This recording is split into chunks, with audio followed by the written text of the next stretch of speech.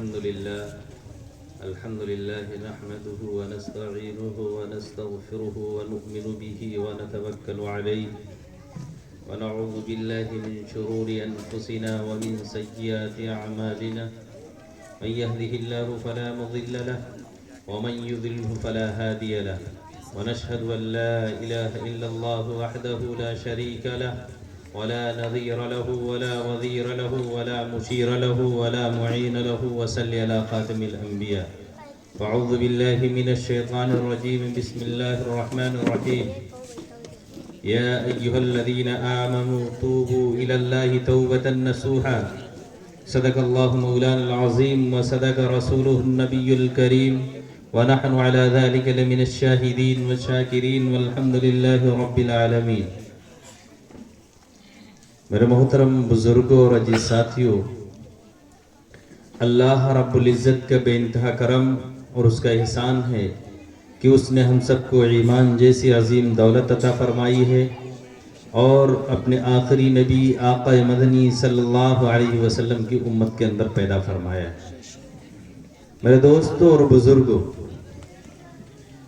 آپ بیٹھے ہوئے ہیں، آپ کی موجودگی میں ابھی چھوٹے چھوٹے بچے اور بچیوں نے آپ کے سامنے کسی نے تقریر کی، کسی نے مکالمہ پیش کیا اور کسی نے قرات کی. الگ الگ انداز میں بچوں نے آپ کے سامنے پروگرام پیش کیے. آپ جانتے ہیں حوصلہ افزائی سارے بچوں کی ہونا چاہیے. کیوں؟ آپ کے سامنے اگر مائک کر دیا جائے تو آپ کے دماغ میں جو باتیں چل رہی ہوتی ہیں کہ یہ کہیں گے اور یہ کہیں گے، سارا صاف ہو جاتا ہے. مائک آتے ہی ساری چیز آپ بھول جائیں گے. یہ قابل مبارکباد ہیں. یہ ننھے منھے بچے آپ کے سامنے کھڑے ہو کر کے اگر چند جملے بول رہے ہیں، یہ بہت بڑی چیز ہے. ان کی حوصلہ افزائی ہونا چاہیے. جب ان کی حوصلہ افزائی ہم کریں گے آج، تو یہ بچے، ان کا حوصلہ اور بڑھے گا اور زیادہ بولیں گے. کل انہی میں سے عالم دین بھی ان کو ملیں گے، انجینئر بھی ملیں گے، ڈاکٹر بھی ملیں گے اور دین کے بہترین دائی بھی ملیں گے. اس لیے ان کی حوصلہ افزائی کرنا چاہیے ہر حال میں. آپ کو معلوم ہے جب آپ بچوں کی اچھی تربیت کریں گے تو یہی بچے آگے چل کر کے اپنے والدین کے فرما بردار بنیں گے، نیک بنیں گے، اچھے بنیں گے. کل آپ کو یہ کہنا نہیں پڑے گا کہ مولانا صاحب میرا بچہ میرا کہنا نہیں مانتا، مجھے گالیاں دیتا ہے، مجھے پریشان کرتا ہے. آپ کو یہ کہنے کی ضرورت نہیں پڑے گی. جب تک بچے چھوٹے رہتے ہیں، ننھے منھے ہوتے ہیں، تب تک تو کہتے رہتے ہیں کہ یہ میرے ابو ہیں، یہ میری امی ہیں. لیکن ایک وقت وہ آتا ہے جب وہ بیمار ہوتے ہیں، انہیں دوا کی ضرورت ہوتی ہے، انہیں ضرورت ہوتی ہے اپنے بیٹوں کی ہمدردی کی، اپنے بیٹوں کی مدد کی ضرورت آتی ہے. اس وقت بیٹے کیا کہتے ہیں؟ کیا ہم ہی اکیلے رہ گئے ہیں تمہارے لیے؟ سب کچھ ہم ہی دیکھیں. وہ والا بیٹا آپ کا نہیں ہے، اس سے نہیں کہہ سکتے ہو، اس سے نہیں کہہ سکتے ہو. یعنی ایک دوسرے پہ طبیعت ڈالیں گے کہ باپ تمہارے ہیں، تم نہیں کر سکتے ہو، کیا ہم ہی اکیلے کریں؟ افسوس جس ماں باپ نے تمہیں اس انداز سے پالا ہو کہ اگر رات میں تم رو دو ذرا سا تو تمہاری ماں لیے پھرتی ہیں، دوا ان کو دلاؤ جلدی سے، بچہ کیوں رو رہا ہے، کیا وجہ ہے، اس ڈاکٹر کے پاس لے کے جاتے ہیں، یہاں نہ فائدہ ہو دوسری جگہ لے جاتے ہیں. یعنی ماں باپ اس طرح سے فکر مند ہوں.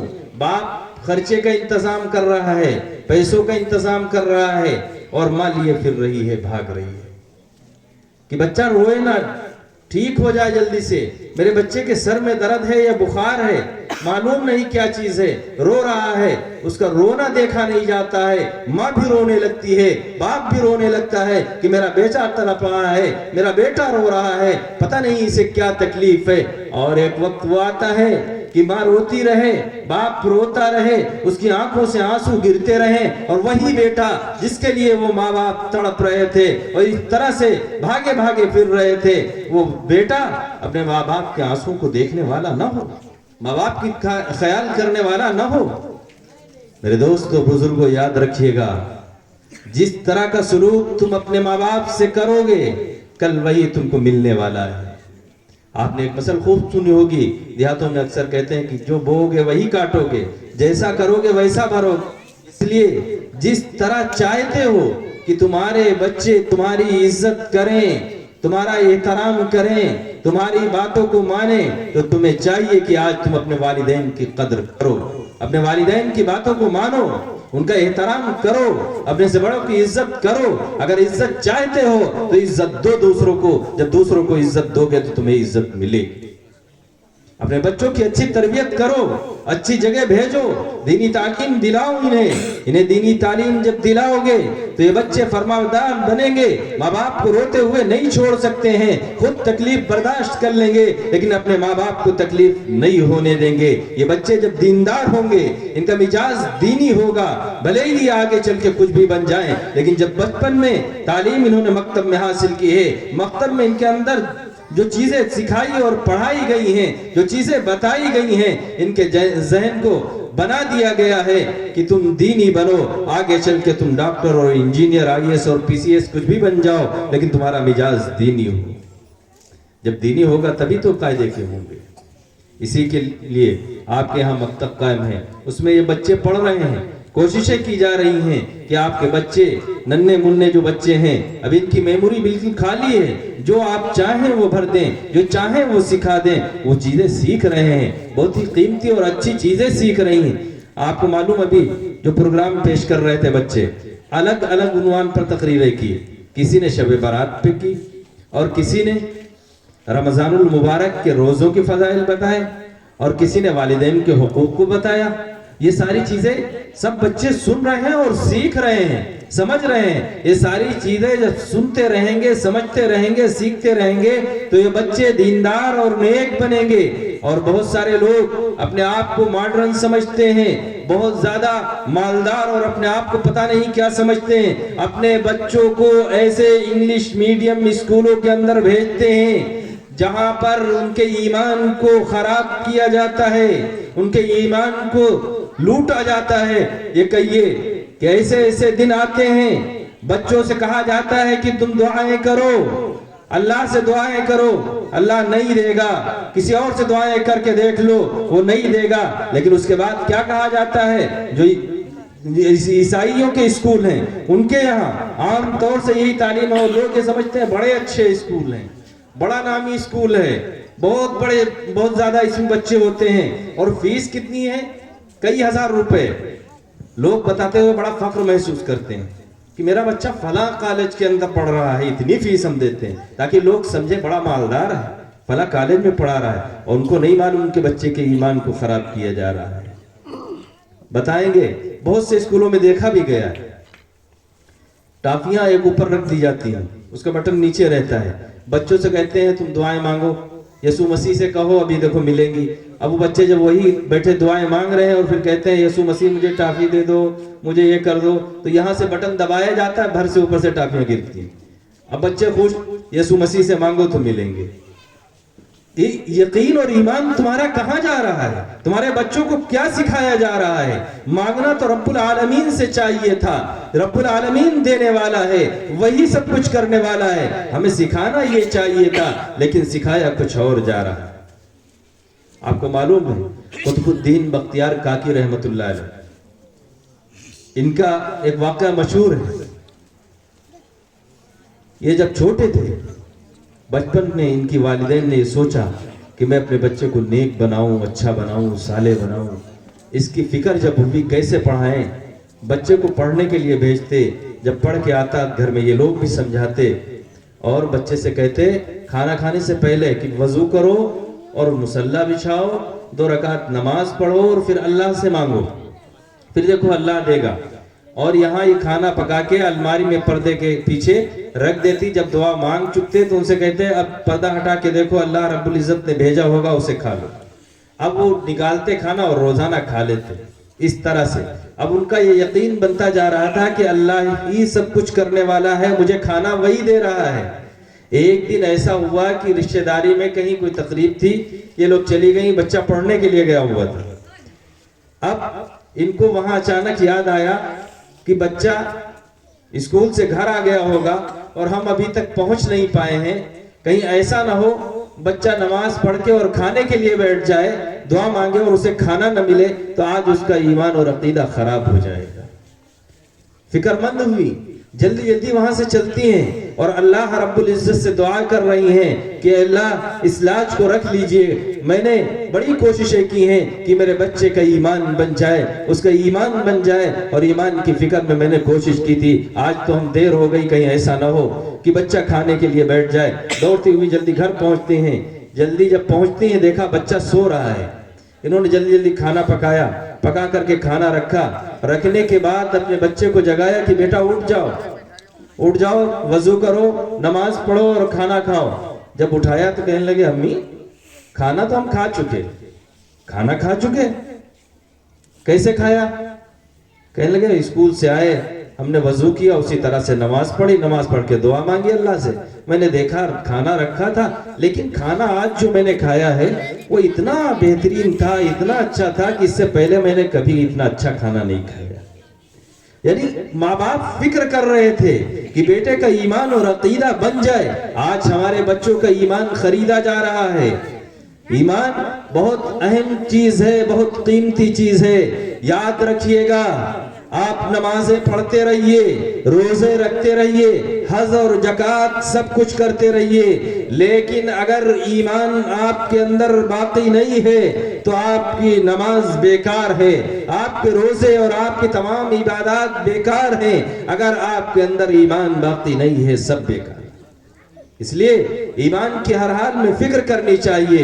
ہمیں اپنے ایمان کو بچانا چاہیے, اپنے اولاد کے ایمان کو بچانا چاہیے, اپنے رشتہ داروں کی بھی فکر کرنی چاہیے. لوگ مال اور دولت کی بڑی فکر کرتے ہیں, جہاں پر مال کا لالچ ہو کہ مال ملے گا اس طرف لوگ زیادہ جاتے ہیں, لیکن جہاں سے دین مل رہا ہو, ایمان مل رہا ہو, وہاں جانے کی کوشش نہیں کرتے ہیں. آپ کو معلوم ہے ایک بار کا واقعہ ہے, ایک شخص حضرت عیسیٰ علیہ السلام کے پاس آتا ہے اور کہتا ہے کہ ہم آپ کے ساتھ رہنا چاہتے ہیں. حضرت عیسیٰ علیہ السلام نے کہا ٹھیک ہے آپ میرے ساتھ رہیے. عیسیٰ علیہ السلام کے ساتھ جب چلا ہے, راستے میں جا رہے تھے, حضرت عیسیٰ علیہ السلام ساتھ میں ٹفن میں 3 روٹیاں لے کے چلے ہیں. راستے میں کیا ہوتا ہے, ایک عیسیٰ علیہ السلام بیٹھتے ہیں, کہتے ہیں چلو روٹیاں کھا لی جائیں. دونوں نے ایک ایک روٹیاں کھائیں, ایک روٹی ٹفن میں بچ گئی. لے کر پھر آگے چلے. حضرت عیسیٰ علیہ السلام نے ایک جگہ پانی کا انتظام دیکھا, وہ سامان رکھا, کہا ذرا پانی پی کے آتے ہیں. وہاں پانی پینے گئے, سامان کے پاس وہ ساتھ میں رہنے والا وہ خادم بیٹھا ہوا تھا, وہ پانی پی کے واپس آئے.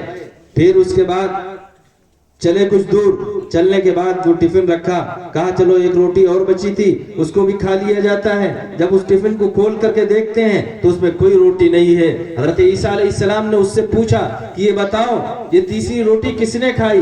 3 روٹی تھی, ایک تم نے کھائی, ایک ہم نے کھائی, ایک بچی ہوئی اس میں تھی, وہ روٹی کہاں گئی, کس نے کھائی؟ وہ ساتھ میں جو تھا اس نے منع کیا, قسمیں کھانا شروع کر دیا کہ ہم نے تو چھوا تک نہیں ہے, ہم نے تو وہ روٹی نہیں کھائی ہے. عیسیٰ علیہ السلام نے کہا اچھا ٹھیک ہے چلتے ہیں. پھر آگے چلتے ہیں, دیکھا ایک ہرن چل رہا ہے, اور ہرن چل رہا ہے اس کے ساتھ میں ایک چھوٹا سا بچہ بھی کھیل رہا ہے اور چل رہا ہے. حضرت عیسیٰ علیہ السلام نے اس ہرن کے بچے کو آواز دی, وہ بچہ بھاگتا ہوا عیسیٰ علیہ السلام کے پاس آیا. آپ نے اس بچے کو پکڑا اور اسے ذبح کیا. ذبح کرنے کے بعد اس کا گوشت تیار ہوا, پکایا گیا, کھایا.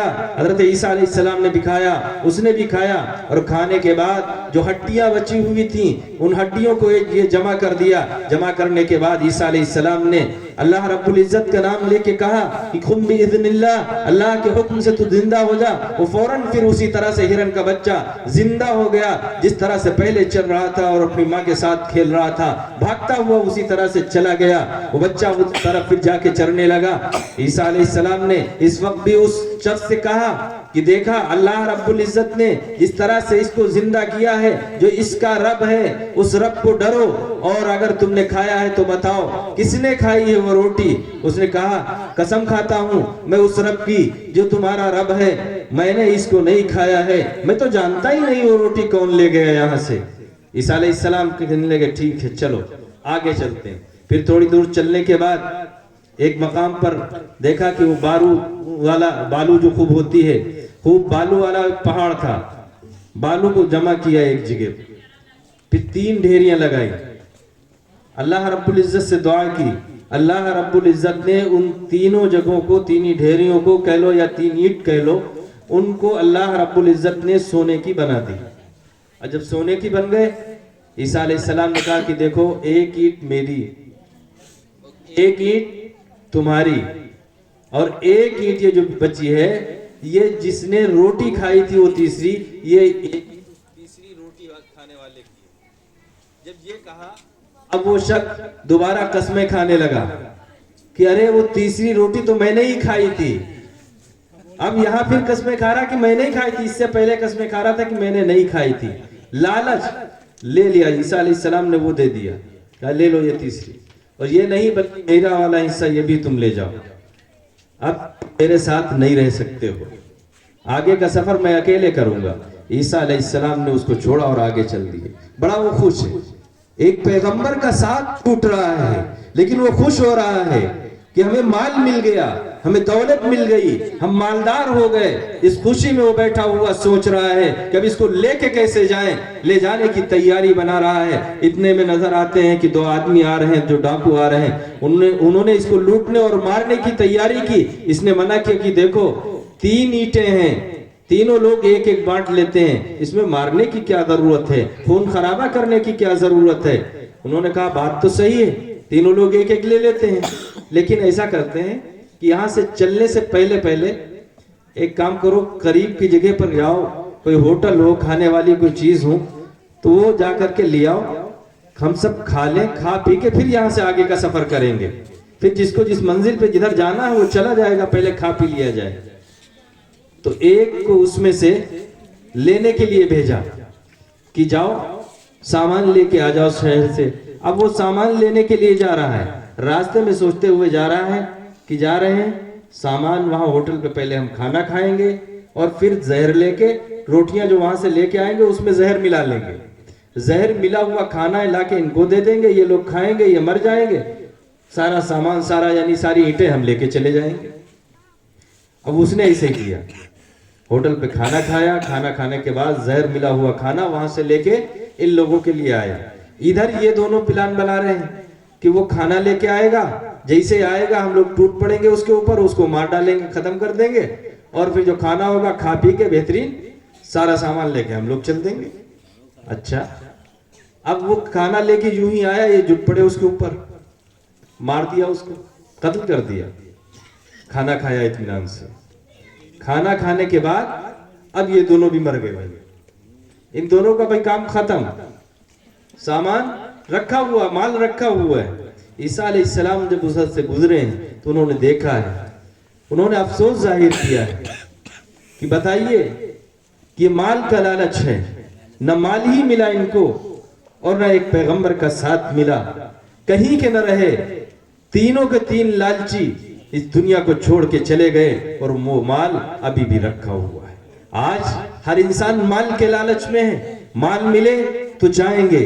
اگر پتہ چلے کہ مسجد کے اندر آج کچھ سامان بٹنے والا ہے، آج بریانی بٹے گی، آج مٹھائی بٹے گی، تب تو مسجد پھل ہو جائے گی. لیکن اگر یہ نہ ہو تو مسجد خالی رہتی ہے، لوگ جانے کو نہیں سوچتے ہیں. حالانکہ حقیقت یہ ہے کہ مسجد کے اندر جو مٹھائی ہم دنیاوی دیکھ رہے ہیں اس سے کہیں بہترین چیزیں ملنے والی ہیں. اگر ہم مسجد کے اندر جائیں گے، اللہ کی عبادت کریں گے، اللہ کو راضی کریں گے، اللہ رب العزت وہ چیزیں عطا فرمائیں گے جو چیزیں میری آنکھوں نے کبھی دیکھا نہیں ہوگا، جو چیزیں میں نے کبھی سوچی نہیں ہوگی، وہ چیزیں رب العالمین عطا فرمائیں گے. اس لیے ہمیں مال اور دولت کا لالچ نہیں کرنا چاہیے، ہمیں اس رب کو راضی کرنا چاہیے، ہر حال میں راضی کرنا چاہیے. ہم حضور اکرم صلی اللہ علیہ وسلم کے امتی ہیں.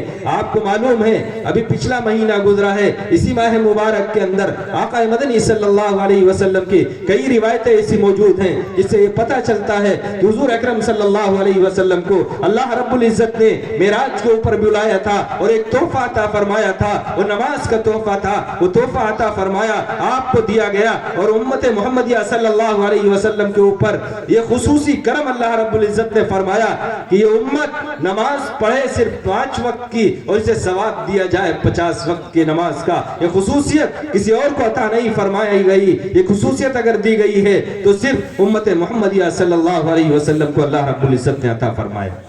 کہ نماز 5 وقت کی پڑھے، ثواب 50 وقت کا ملے. اور صرف یہی نہیں، اس کی عمریں کم ہیں، زندگیاں کم ہیں اس امت کی، لیکن اللہ رب العزت نے اس کو کمانے کا موقع خوب دیا ہے.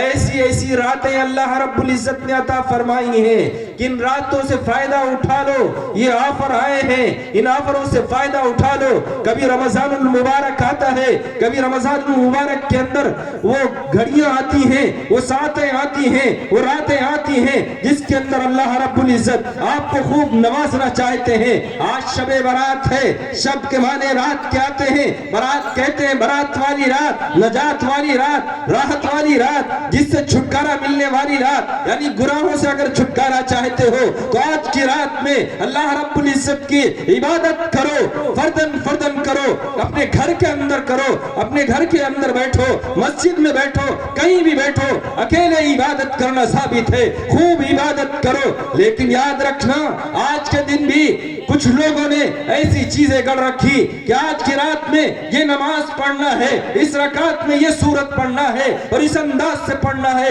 اس کا کوئی ثبوت نہیں ہے. ہم کو وہ کام کرنا ہے جس کا ثبوت آقا مدنی صلی اللہ علیہ وسلم سے ملتا ہو. ہم مسلمان ہیں، ایمان والے ہیں، ہم حضور سے محبت کرنے والے ہیں، ہم صحابہ اکرام سے محبت کرنے والے ہیں، ہم ان کی نقل کرنے والے ہیں. جو حضور نے کیا ہے، جو صحابہ اکرام نے کیا ہے، ہم وہی کریں گے. جو انہوں نے نہیں کیا ہے ہم وہ نہیں کریں گے. جس سے روکا ہے ہم اس سے رکنے والے بن جائیں گے. تبھی تو ہم حضور سے محبت کرنے والے ہوں گے، تبھی تو اللہ رب العزت ہم سے راضی ہوں گے اور خوش ہوں گے، تبھی تو ہم جنت میں جانے والے بنیں گے.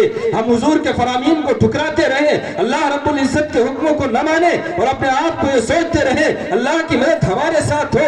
ہم جو دعا مانگے رب العالمین ہماری دعاؤں کو سن لے. ہم جو کہیں وہ رب کر دے، رب جو کہے وہ ہم نہ کریں. رب کہے 5 وقت میرے پاس چلے آؤ، نماز کے لیے چلے آؤ، میرے سامنے کھڑے ہو جاؤ، میرے سامنے سجدہ کر لو، میرے سامنے ہاتھ باندھ کے کھڑے ہو جاؤ. ہم رب کی نہ مانے، ہم یہ چاہیں کہ ہم جو چاہیں جو مانگ لے رب سے وہ رب عطا فرما دے. ایسا نہیں ہو سکتا ہے. جب تم رب کی ماننے والے بن جاؤ گے وہ رب خوش ہو جائے گا، وہ تمہاری مانے گا. اور رب کے پاس کسی چیز کی کمی نہیں ہے.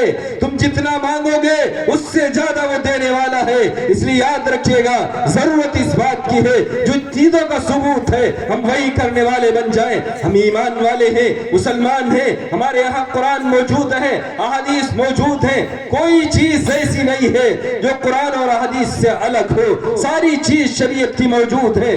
آج جو الگ کی چیزیں ہیں لوگوں نے گڑھ رکھی ہیں، بتا رکھی ہیں. آپ کو معلوم ہے ایک دور تھا جب آپ کے یہاں نوابوں کی حکومت ہوا کرتی تھی، سب نواب ہوا کرتے تھے اور وہ نواب کیا کرتے تھے، تمہارے یہاں اگر گاؤں میں کوئی پڑھنے والا ہے، کوئی بھی سنی مسلمان ہے، اس کو اپنے ہاں ملازم رکھ لیتے تھے. اور جب وہ ملازم ہو جاتا 1 روپیہ اور 50 پیسہ ملازمت مہینے کی چلتی تھی، اس طرح سے رکھ لیتے. وہ ملازم ہے، کوئی کام ہو تو ٹھیک ہے، نہ ہو تو ٹھیک ہے، تم ملازم ہو میرے یہاں، تم کو رہنا ہے. اور پھر جب اس طرح کی چیزیں ان کے مذہب کی آتی، جو ان کے یہاں کی آتی، ان کی شریعت اور ان کی چیزیں آتی، ان چیزوں کے موقع پر تم کو الگ سے کچھ پیسے بڑھا کر کے دیے جاتے کہ جاؤ آج مٹھائی لے جانا، جاؤ آج گھر پہ ملیدہ بنا لینا، یہ چیزیں کر لینا.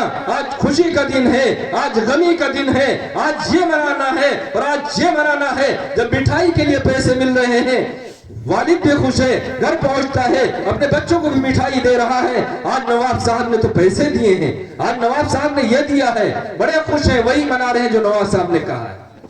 اور پھر بچے کی پیدائش ہو جائے، نواب صاحب کو خبر کرتے ہیں کہ بچے کی پیدائش ہوئی. نواب صاحب نے پھر تنخواہ مہینے کی 1 روپیہ ہے، آج 2 روپے لے جاؤ، جاؤ مٹھائی لے جاؤ، خوشیاں مناؤ، بچہ پیدا ہوا تمہارے یہاں، بچے کی خوشیاں ہو رہی ہیں. نواب صاحب نے پیسے دیے، بڑے خوش.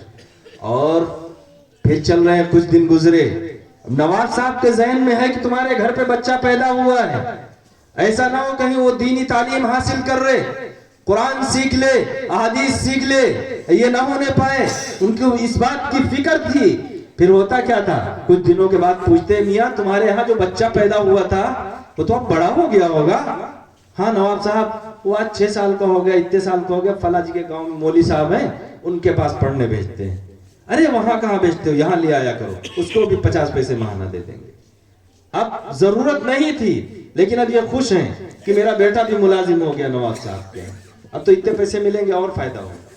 اب وہ پڑھائی چھڑا کر کے لا کے نواب صاحب کے یہاں بیٹھے ہوئے، اب نواب صاحب پھر کوئی موقع آتا ہے پھر پیسے دیتے ہیں، جاؤ آج مٹھائی لے جاؤ، آج گھر پہ یہ غمی منانا ہے، آج جاؤ گھر پہ یہ کام کرنا ہے، آج جاؤ گھر پہ چراغاں کرنا ہے، جو چیز بتاتے گئے، آج جاؤ گھر پہ حلوہ بنانا ہے، حلوے کے پیسے لے جاؤ، اب وہ سب بناتے رہے۔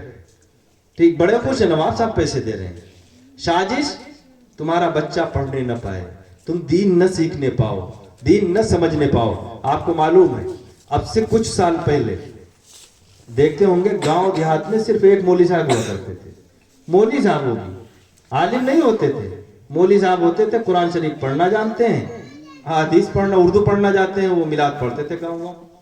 کئی گاؤں کے مولوی صاحب ہوا کرتے تھے، وہی جنازے کی نماز پڑھائیں، وہی سب نکاح پڑھائیں گے، وہی جمعہ پڑھائیں گے، وہی عیدین پڑھائیں گے، مولوی صاحب پڑھاتے تھے۔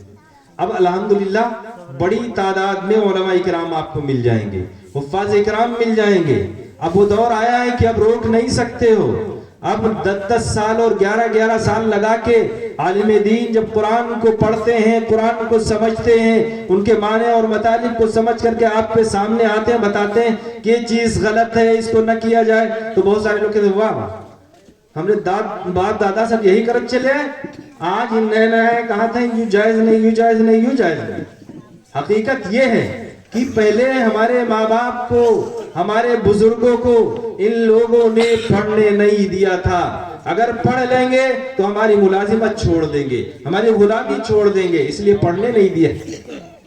آج الحمدللہ قرآن اور احادیث سیکھ کے آ رہے ہیں اور صحیح اور سچی بات بتا رہے ہیں، تو ہم کو یہ لگتا ہے نواب صاحب جو کرا رہے تھے وہ کام صحیح تھا، یہ آپ نیا کام بتا رہے ہیں۔ حقیقت یہ ہے کہ جو ہماری شریعت ہے اس کے اندر ایک ایک چیز لکھی پڑی ہے، یہاں تک کہ کسی اور مذہب میں یہ چیز نہیں ہے کہ استنجا کرنے کا بھی طریقہ بتایا گیا ہو، کھانا کھانے کا طریقہ بتایا گیا ہو، نوالا اٹھانے کا بھی طریقہ بتایا گیا ہو، روٹی توڑیں گے تو کس انداز سے توڑیں گے، کتنی انگلیوں سے کھانا کھائیں گے، نوالا بولنے چلے، دوسرا اگر سامنے سے آ جائے، کسی اور سائڈ سے دوسرا شخص بیٹھا ہوا ہے، وہ اگر نوالا اٹھا کر ڈبونے چلے تو آپ کس انداز سے اپنا ہاتھ آگے بڑھائیں گے، وہ بھی بتایا جائے۔ یعنی ایک ایک چیز، سوئیں گے تو کس انداز سے سوئیں گے، سو کے اٹھیں گے تو انداز آپ کا کیا ہوگا، سو کے اٹھیں گے کون سی دعا پڑھیں گے، سوئیں گے کون سی دعا پڑھیں گے، ساری چیزیں آپ کو سکھائی اور بتائی گئی ہیں۔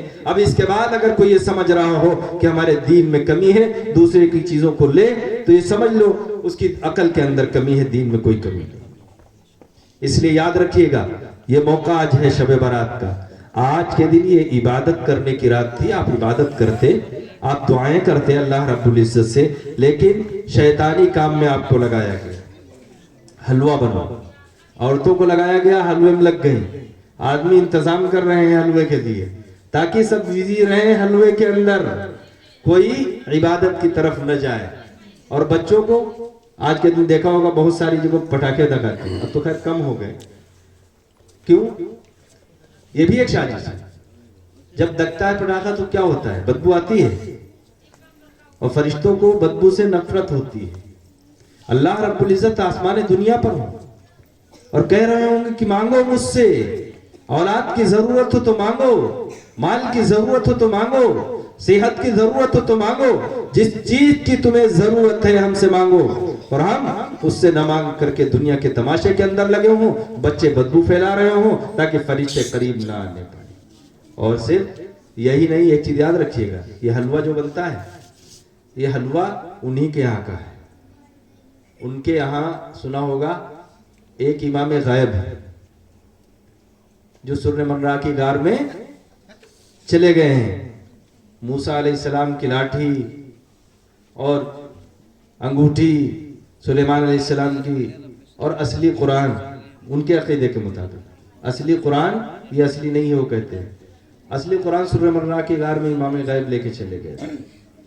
اور امام غیب ہیں کون، کیوں چلے گئے تھے؟ ان کے والد کا پتہ ہوتا نہیں تھا کہ ابا کون ہے، بہت سارے لوگ ان سے پوچھتے تھے تو وہ شرما جاتے تھے کہ ہمارے ابا کون ہے، ہم کس کو بتائیں۔ یہی سب چیزیں جب سامنے آئیں تو امام غیب غائب ہو گئے، چھپ گئے، چلے گئے. جب 70 سچے پکے شیعہ مومن پیدا ہوں گے تب وہ واپس یہاں سے آئیں گے.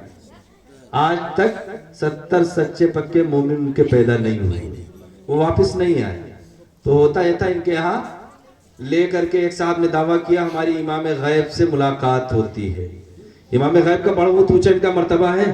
ہمارے یہاں پیغمبر کو بھی نبی کو بھی حلال کو حرام اور حرام کو حلال کرنے کا اختیار نہیں ہے. ان کے یہاں اماموں کا اختیار حاصل. وہی جاتے تھے امام سے ملاقات کرتے تھے. انہوں نے دعویٰ کیا کہ ہم سفیر ہیں. تو لوگ اپنی پرچیاں لکھ کے دیتے کہ یہ امام غیب کو دے دینا, میری یہ پرچی, میری یہ ضرورت, میری یہ حاجت, سب لکھ کے پرچی دیتے, ساتھ میں مٹھائی دیتے تھے. تو مٹھائی چونکہ خراب ہو جاتی تھی تھوڑے دنوں کے بعد, تو انہوں نے کہا دیکھو اب ادھر سے پرچی لکھ کر کے تھوڑے تھوڑے دنوں پر جواب سب کے پہنچا دیتے تھے کہ امام صاحب نے یہ جواب دیا. انہوں نے کہا دیکھو ایسا ہے, اب کی بار جب ہم جائیں گے تو کوئی مٹھائی نہیں دے گا, حلوہ بنانا تھوڑا سوکھا سوکھا تاکہ زیادہ دن تک چلے, امام صاحب زیادہ دن کھائیں, اس لیے سوکھا حلوہ بنے گا. اب حلوہ لوگوں نے حلوہ بنا کے خوب دینا شروع کر دیا, اور لے جاتے خوب دن, کافی دنوں تک بیٹھ کر کے کھاتے, اور جو پرچیاں جاتی ان کے سب پہ جواب لکھ کر کے وہ سب کو پہنچا دیتے تھے. امام صاحب نے یہ جواب دیا, تمہارے بارے میں یہ جواب دیا, ٹھیک. پھر جب وہ بھی نہ رہے, اب ان کا سفیر کون ہے؟ اب بھی حلوہ بن رہا ہے. آج کی رات میں بڑی سی سینی میں چھوٹی چھوٹی گولیاں بناتے ہیں, پرچیاں بناتے ہیں لکھ کر کے, آٹے کی گولیوں میں, وہی حلوے کی گولیوں میں رکھ کر کے, پھر وہ سینی کے اندر رکھ کر کے کسی ندی یا نہر کے اندر لے جا کے اس کو ڈال دیتے ہیں. اور ان کا عقیدہ یہ ہے کہ اس کو ہم نہر میں ڈالیں گے, ندی میں ڈالیں گے تو جو مچھلیاں ہیں وہ اب ان کی سفیر ہیں. مچھلیاں اس کو لے جا کر کے جو پہاڑی کے اوپر غار ہے سر منرا کی, اس غار میں لے جا کے یہ پرچیاں ہماری امام صاحب کو پہنچا دیں گی, وہ ہماری حاجت پوری ہو جائے گی. یعنی عقل اتنی بھی کام نہیں کر رہی ہے. وہ پہاڑ پہ ہیں غار میں, یہاں سمندر کی مچھلیاں لے کے جا رہی ہیں, وہاں پہنچا رہی ہیں. دیکھا ہوگا ان کے یہاں جہاں بھی محل بنے ہوں ایسی چیزیں ہوتی ہیں, اکثر گیٹ کے اوپر مچھلی بنی رہتی ہے. یہ بڑی عظمت والی اس کو سمجھتے ہیں. تو میرے دوستوں اور بزرگوں, یہ چیز ان کے یہاں کی تھی, وہی رہنے دیجئے. جو ہمارا کام ہے وہ ہم کریں. ہم مسلمان ہیں, حضور سے محبت کرنے والے ہیں, صحابہ کرام سے محبت کرنے والے ہیں. صحابہ کرام نے جو کیا ہے ہم وہی کریں گے, حضور نے جو کہا ہے ہم وہی کریں گے. حضور کی سنتوں پر عمل کریں گے تبھی اللہ رب العزت ہم سے راضی ہوں گے. اور اگر ہم نے حضور کے کہنے کے مطابق حضور کی باتوں پر عمل نہ کیا, اللہ رب العزت کے فرامین پر عمل نہ کیا, حضور اکرم صلی اللہ علیہ وسلم کے طریقے کو نہ اپنایا, تو اللہ رب العزت کل وہی فیصلہ کریں گے. ہم جن کی نقل کر رہے ہوں گے, جن کے ساتھ جا رہے ہوں گے, ہمارا حشر بھی انہی کے ساتھ کر دیا جائے گا. دعا کیجئے اللہ رب العزت سے کہ اللہ تعالی ہم سب کی حفاظت فرمائے اور کہنے اور سننے سے زیادہ عمل کرنے کی توفیق عطا فرمائے. وآخر دعوانا الحمدللہ رب العالمین. آپ حضرات بہت ہی اطمینان اور سکون کے ساتھ بیٹھے رہیے گا. ہمارے درمیان میں بہت ہی محترم شخصیت